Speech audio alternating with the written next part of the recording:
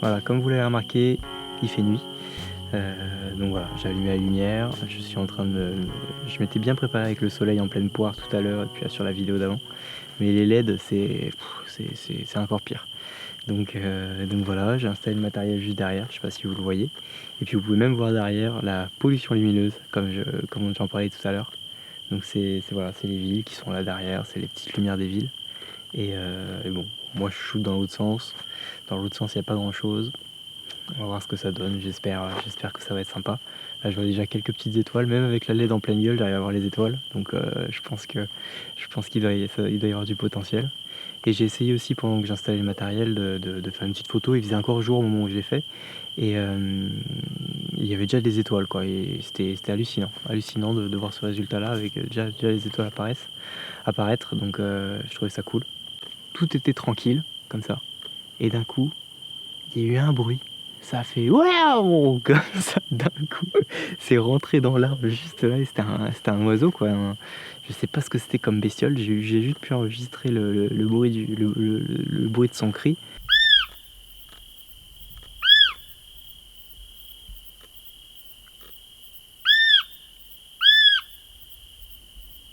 J'ai pas réussi à le filmer ou à la filmer. Et voilà, si vous connaissez ce cri si vous connaissez ce cri, dites le nom de la bestiole en commentaire, ça sera intéressant. Voilà. En attendant, j'ai eu un petit coup de pression parce que d'un coup, il n'est pas arrivé en faisant le bruit et pour prévenir de son arrivée. Et hop, il est arrivé, il a gueulé d'un coup comme ça. Il est arrivé à pas de velours, tout doux, et dès qu'il est arrivé, ça crie pour histoire de faire un petit arrêt cardiaque. D'histoire de me faire un petit arrêt cardiaque quoi, tranquillement. Donc je suis encore en vie. Voilà, c'était pas une bête féroce. Donc tout va bien. Donc voilà, je continue, je vais attendre encore un peu. Je sais absolument pas quelle heure il est, je sais absolument pas quel jour on est, je ne sais rien. Le temps s'est arrêté depuis que je suis ici. Donc j'attends encore un petit peu, je pense que ça va pas tarder à devenir intéressant. Et sinon pour les réglages de l'appareil, je me suis mis à 2.8. Je me suis mis à 2.8 avec mise au point sur l'infini. Et 15 secondes. Bon, j'étais à 15 secondes, il faisait encore jour. Donc là, je pense que ça va augmenter un petit peu. Je vais checker tout de suite. Si j'éteins ça. Là, pour l'instant, si je me mets à 20 secondes de pause, je suis à 400 ISO. Donc je vais, voilà, hop, c'est rallumé parce que j'étais en train de repartir dans mes explications dans le noir. C'est un peu chelou. Je vais reculer peut-être aussi un peu. Toc. Et donc ouais, je regarde pas directement la caméra, m'en voulez pas parce que sinon je perds les yeux. Donc je parle vers là, mais le cœur y est en tout cas. Je vous regarde quoi. Je vous regarde avec le cœur, on va dire. Là dans le noir complet, en faisant le test, à 20 secondes de pause, j'étais à 400 ISO. Parce que je me mets donc forcément avec les ISO automatiques. Et donc pour voir un petit peu ce que ça donne, pour bien exposer. Et donc là il me disait la ouverture de 8, 15 secondes de pause, 400 ISO. C'est correct. Pour être bien exposé, hein, pour mettre la ligne d'exposition à 0. Quoi, pour ceux qui ont suivi mes vidéos, vous êtes au courant maintenant. Donc pour être bien exposé, il nous dit ça. Donc je peux même faire un petit test. Allez, on éteint. Ouais, t'as 2000 abonnés, ça y est, tu fais le fou. Tu viens filmer en pleine nuit comme ça, tout seul. Qu'est-ce que ça va être au million? Qu'est-ce que ça va être au million? J'ose même pas imaginer. Donc, je viens de faire le test. 20 secondes de pause, 320 ISO, ouverture de 8, mise au point sur l'infini. Franchement, c'est bien sympa. C'est bien sympa. Bon, il manque pas mal d'étoiles encore, mais je pourrais déjà limite. Allez, super, ça va, c'est super.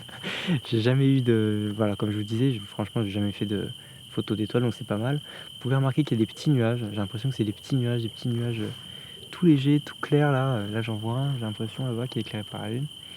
Et j'espère qu'il va pas trop y en avoir trop longtemps. Parce que ça risque d'être un petit peu embêtant quoi. Donc ils y étaient pas du tout à l'heure. Et là, ils arrivent, ils pointent le bout de leur nez. Donc on croise les doigts, normalement ça devrait le faire. Puis après quand la nuit va vraiment tomber, Je pense que ça devrait pas trop gêner.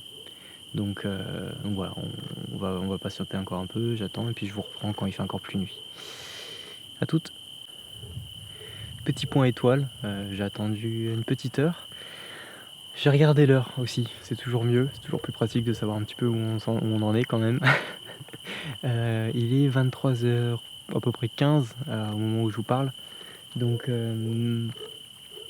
de mémoire, la lune se couche à minuit et demi à peu près. J'ai regardé ça sur la météo de Windows. Je le sais pas comme ça, je connais pas l'heure de coucher, surtout que ça évolue à chaque fois. Donc là en ce moment elle se couche à minuit et demi.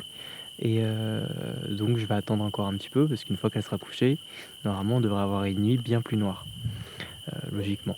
J'ai fait encore un petit test, je vais vous montrer la photo. Ça commence à devenir pas mal, commence à devenir concluant. Voilà, le petit point négatif c'est que l'étoile polaire n'est pas dans le cadre. Bon, c'est un peu dommage, je vais essayer d'aller en refaire une après par derrière, j'irai voir un petit peu ce que ça peut donner pour en avoir une complète. Et je vais essayer aussi de faire une photo du ciel, vraiment complète, histoire d'en avoir une pour faire du photomontage ou voilà, j'ai peut-être une idée pour faire un photomontage. Peut-être qu'il sera fait d'ici là où je sors la vidéo, peut-être que je le mettrai dedans, mais sinon ce sera pour une prochaine. Ceux qui me suivent sur Facebook ou sur Instagram, ils la verront sans doute. Donc voilà un petit peu le projet. Je me suis dit tiens, ce serait peut-être pas mal de vous dire comment trouver l'étoile polaire. Parce qu'on parle d'étoile polaire, mais laquelle c'est? Comment la différencier? Comment la trouver? Il y a une technique très simple. Je vous dis ça de tête. De mémoire. Je sais pas si je vais dire des conneries. Donc là, je le dis. Et s'il y a une petite correction à faire légère, je l'écrirai en post-prod. Là, au montage, ça apparaîtra. Et si je fais une grosse connerie, je le couperai complètement. Vous prenez la constellation de la Grande Ourse ou la Grosse Casserole. Vous voyez laquelle c'est. Cette constellation-là, je vais vous mettre un petit dessin pour que vous compreniez. Et vous prenez ces deux étoiles qui forment ce côté de la casserole et vous suivez la trajectoire qu'elle crée. Et vous le suivez 3 fois. Vous prenez cette distance-là, 1, 2 et 3. Et là, vous avez approximativement l'étoile polaire qui brille, qui est très brillante. Et qui est assez. Il y a un petit. Elle est un peu dans le noir. Elle est un peu toute seule. Donc vous pouvez facilement la trouver avec cette technique-là. Moi, je m'en sers et pour moi, c'est l'étoile polaire que je trouve. Ça se trouve, je dis des conneries et c'est pas étoile polaire. Mais je pense que c'est ça. Ça peut être une petite astuce. Ça peut vous aider à trouver le nord en pleine nuit. Ça peut vous aider à vous la péter pendant une soirée étoile. Voilà. Vous en faites ce que vous voulez. C'était la petite astuce de Art. En espérant qu'elle soit bonne. Ce serait pas le moment du petit point étoile? Je crois bien que si. Bon, j'ai laissé encore un petit peu le temps. La lune n'est pas encore tout à fait couchée.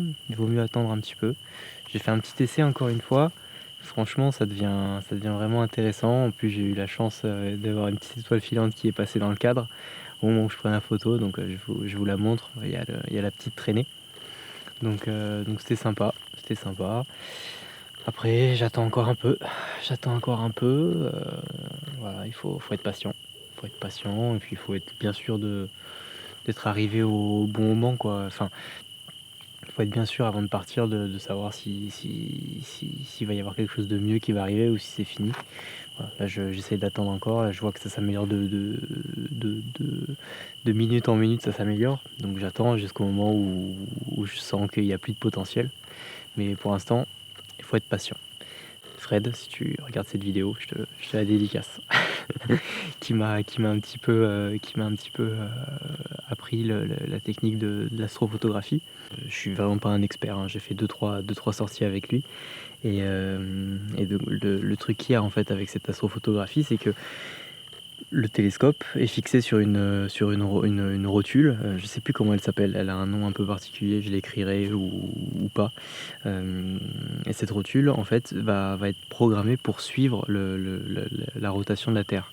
Ce qui veut dire on va fixer une étoile, c'est une histoire de calcul, vous fixez une étoile et elle va suivre cette étoile en fonction de plusieurs paramètres. Je ne vais pas me lancer là-dedans, tout simplement parce que je ne pourrais pas me lancer là-dedans. Donc j'avais vu en pratique, c'était vachement intéressant. À chaque fois que je fais un point étoile, vous voyez mon état physique se dégrader au fur et à mesure. Bientôt, je dormirai sur place. Vous savez, le photographe, comme j'expliquais tout à l'heure, il passe son temps à prévoir, à anticiper, à préparer sa captation. Et des fois, il doit être capable de se dire, bon, voilà, j'ai prévu de faire ça. C'est pas mal, mais j'ai une meilleure solution, une meilleure idée. Il y a un truc qui a l'air d'être pas mal autre part. Et donc je vais aller tenter.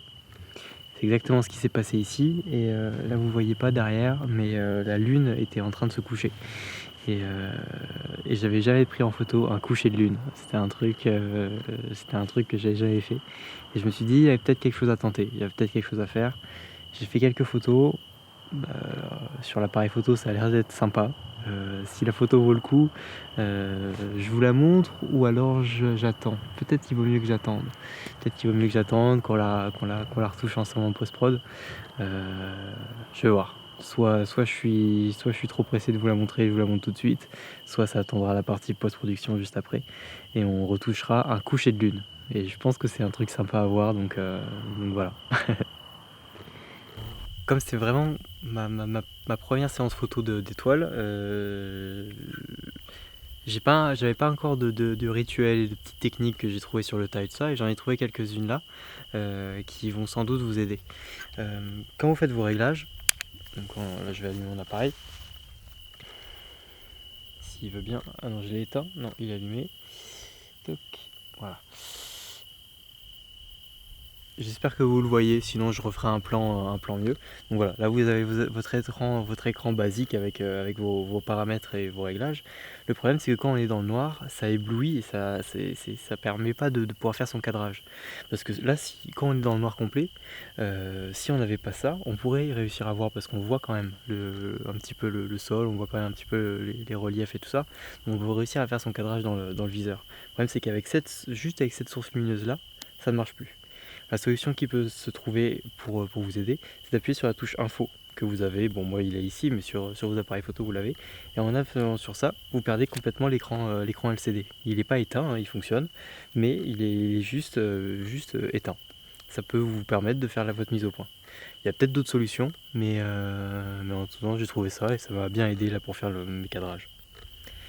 Ensuite, je me suis servi de ce niveau-là, tout simplement parce que sur ce trépied que j'ai ici, que j'utilise ici, je n'ai pas de niveau à bulle rétroéclairé. Sur le trépied qui est en train de me filmer, j'ai la chance d'avoir un trépied avec une bulle qui peut être allumée, ce qui permet de faire le niveau même dans le noir. Mais sur l'autre trépied, un trépied plus classique, je ne l'ai pas. Donc je me suis servi du niveau à bulle intégré dans l'appareil photo. Donc pour l'avoir, vous appuyez pareil sur la touche info et vous faites défiler les modes et vous tombez dessus. C'est assez pratique pour avoir justement l'horizon droit quand vous faites cette photo de paysage que j'ai faite tout à l'heure de cette lune. Et je me suis servi ensuite, je me suis mis en live view, même si je vois pas grand chose, et après comme ça je voyais, j'ai mon quadrillage dans mon live view et j'ai calé ma lune sur le point de force du bas, point de force gauche du bas, comme ça, et comme ça j'étais sûr que ma lune était bien calée et j'étais sûr que j'avais un bon cadrage intéressant. Alors que dans le viseur c'est un peu plus compliqué parce qu'on voit pas les lignes, on voit pas tout ça, donc voilà, c'est un petit conseil que je peux vous donner. Voilà. Mon petit retour d'expérience, de ma toute petite expérience de la photo d'étoile. Et j'ai poncé le truc, j'ai tenté avec le 600D, avec le 1D, avec le 5D, j'ai fait plein de choses, plein de tentatives, j'ai regardé un petit peu tout ça. Je pense que le mieux ce sera de débriefer ça sur la partie logicielle. Voilà, j'ai tenté pas mal de trucs, on en reparlera sur la partie post-prod. J'ai vraiment cerné l'intérêt de mettre en place un premier plan et de mettre en place un sujet sur notre photo de ciel.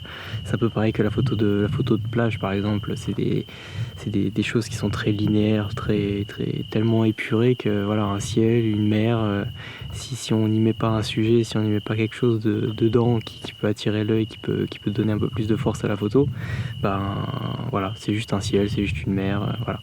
Donc il faut trouver un premier plan. Là avec le château, il y a pas mal de choses, plein de choses possibles, plein de choses à faire. Vous verrez un petit peu ce que j'ai fait. J'espère que ça va rendre bien. J'ai regardé aussi un petit peu, voilà, je me suis demandé ce que c'était le mieux. Est-ce que c'était d'avoir plus d'étoiles mais beaucoup plus de bruit, ou moins d'étoiles mais un ciel plus clair. Voilà, il y a un peu de tout, donc on va voir ce que ça donne. Puis aussi voilà, il faut jouer aussi, je pense, avec les constellations qui sont connues, comme par exemple comme la Grande Ourse, on en parlait, donc j'ai essayé de la caler un petit peu sur une photo, de pouvoir la retrouver. Donc voilà. Donc je suis pressé de passer à la partie logicielle. Allez, on range tout, on remballe.